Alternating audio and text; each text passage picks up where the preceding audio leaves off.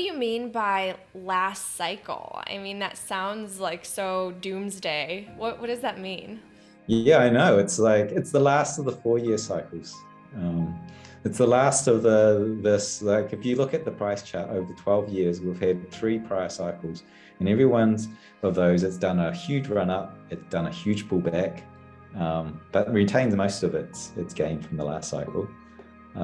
And then it's done it again and again. You know, the last one we went from below 200 or like 150 was the bottom, and it went to $20,000, and then it pulled back from $20,000. Imagine investing $20,000 and then like you come back to at the end of the year and it's like $3,200. Like that was the last cycle. That was the last. That was the previous cycle, and the ones before that was more carnage. And we waited like a year for that to purge itself. And I'm just saying that kind of experience is likely to not happen again if what I'm seeing plays out. And we just, yeah, so if if we were to look back in like 10, 20 years time and we look at the price chart of Bitcoin, we go, look, there's three cycles, whoop, down. And then on the fourth time, it doesn't do that pattern. And it becomes like this drunken wander of price discovery as it finds its fair value as Bitcoin, spreads to 1 billion people or more, which is actually projected to do in the next 4 years. So Yeah, I remember your tweet where you said that back in 1997, like you compared Bitcoin to the internet back in 1997, and today it's on track for 1 billion users, right? So it just goes to show that the adoption's even faster than the internet was. yeah, it's faster than any other network. It's mobile networks, that was faster than the internet, and Bitcoin's rolling out faster than mobile networks. So it's got some pretty interesting consequences, right? Like in 4 years' time, if 1 billion people are on this network, and this network's growing at the rate of nearly double per year, we're going to see like a fair chunk of the world using this network by the end of the decade. In 4 years, 1 billion people. So like it's huge consequences. Like this internet native currency that nation states don't like because they like to print their own money. It's like this new force that has risen, and it's a challenger to the monetary standard that we have currently. So like if while the current trajectory is saying that there are huge ramifications geopolitically, and it's like 2% of the world is on this network.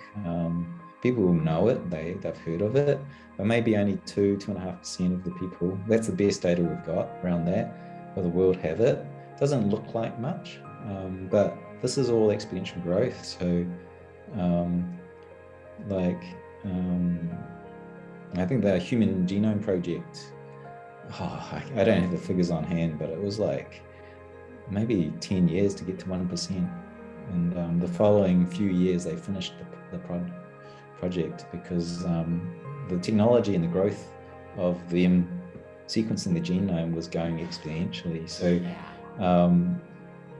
we're at 2.5% of the world population, and it's 12 years old.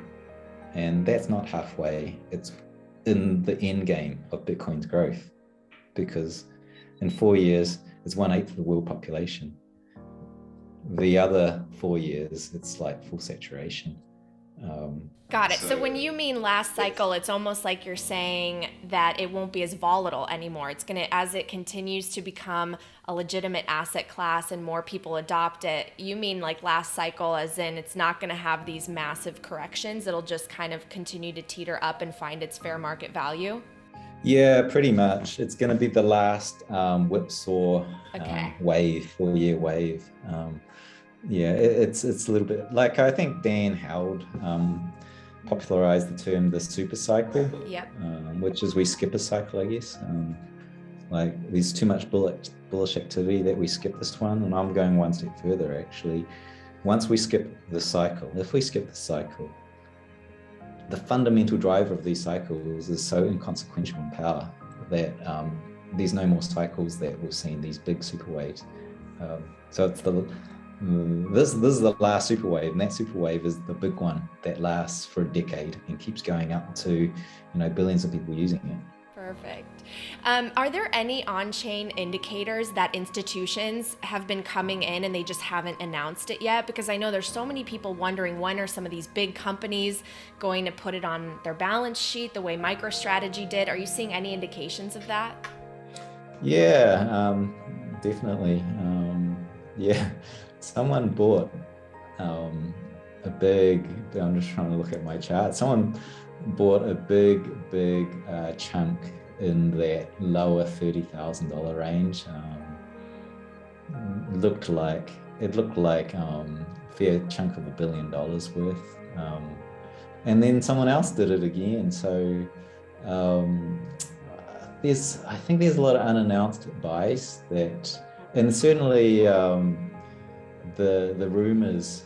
Rumorville amongst the people in the know, some of the journalists that I've talked to have talked about this, but no, I don't know names, but I've heard there's been major companies buying. I can see it on chain. Like there was 2 major buys, probably in the $1 billion class. One was in one was like 2 months ago when price was about $33,000. And then we had another chunk of buying on about 4 weeks ago as price started to really shoot upwards from that bottom. So yeah, there's been some significant buying, certainly. I'm interested to know who that is. If it's a public company, they'll have to divulge that. So September will be an interesting time when those third quarter reports come out. As I start to wrap up here, going back to what we were talking about with the price being so high that it feels like a really big obstacle for a lot of people to get in because it seems really expensive at this point.